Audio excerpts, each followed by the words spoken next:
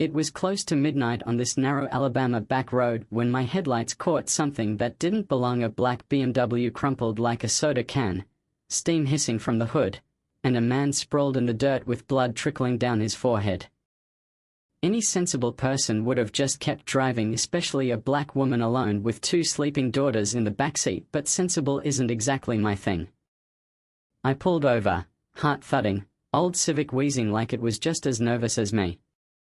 I got out, the air thick with that mix of damp earth and motor oil, and walked toward him.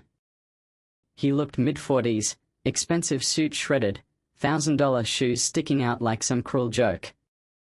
Even unconscious, the man had that posture like life had taught him to expect control, never need help. "Mom, why'd we stop?" Kesha whispered from the back.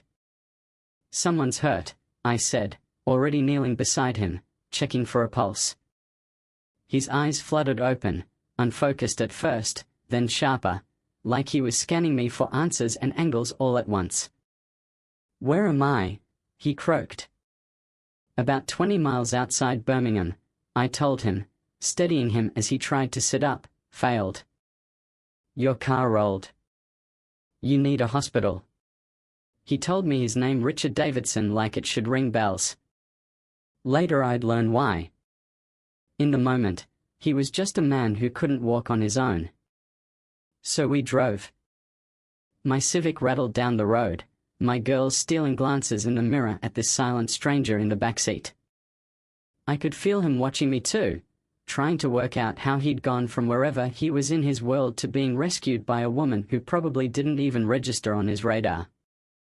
At the ER, the doors might as well have opened onto a royal court, nurses swarming, a doctor snapping orders, even the unit director hovering. Richard kept mumbling about a board meeting worth $40 million and how he couldn't stay overnight. His assistant was on the way, he said. When I stood to leave, he fished out his wallet and handed me a 20 for gas. I just looked at it. "No, sir." Anyone would have done the same. "Don't be proud," he said, forcing it toward me. "People like you need every penny. People like me." My daughter shifted, but I stayed calm. "I've cleaned your office for 2 years, Mr. Davidson. 15th floor, southeast corner. You leave 3 half-finished coffees and a red pen on your contracts." The look he gave me, part shock, part discomfort, was the first crack in his perfect facade. 2 weeks later, I was back in that same office, invisible again, emptying his trash while he barely looked up. This time it was a crisp envelope, $500, his idea of proper thanks.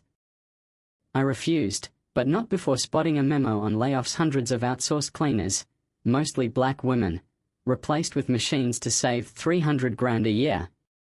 His voice from the phone call burned into my head. Unskilled, no value-added work. That's when I went to see Marcus Torres, the labor lawyer downstairs who always treated me like I existed.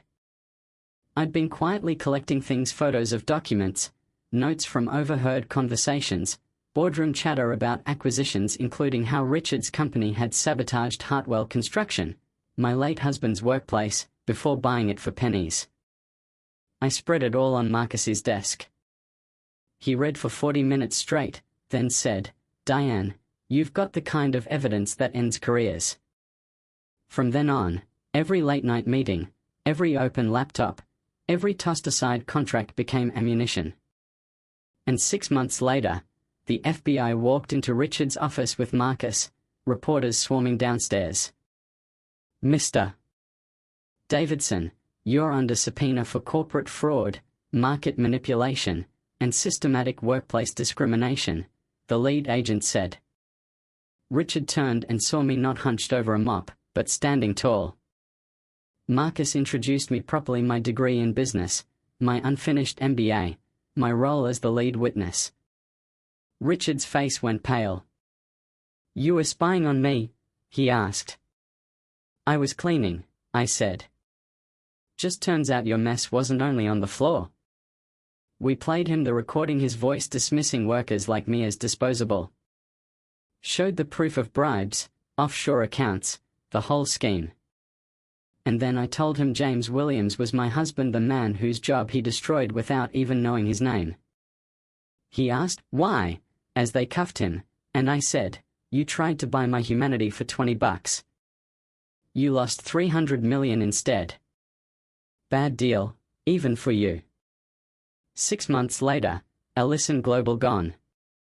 Richard 16 years in prison. And me? I'm on the 20th floor now, running a compliance firm with clients lined up to make sure they never become the next cautionary tale.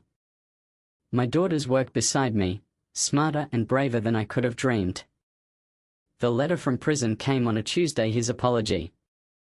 Late, but still proof he'd finally seen the people he used to step over. The real revenge wasn't ruining him, it was building something he couldn't touch. People like me aren't invisible. We watch. We remember. And when the time's right, we change the rules. So tell me, if you were in my shoes, would you have done the same? Or do you think I went too far? I want to hear what you'd call justice.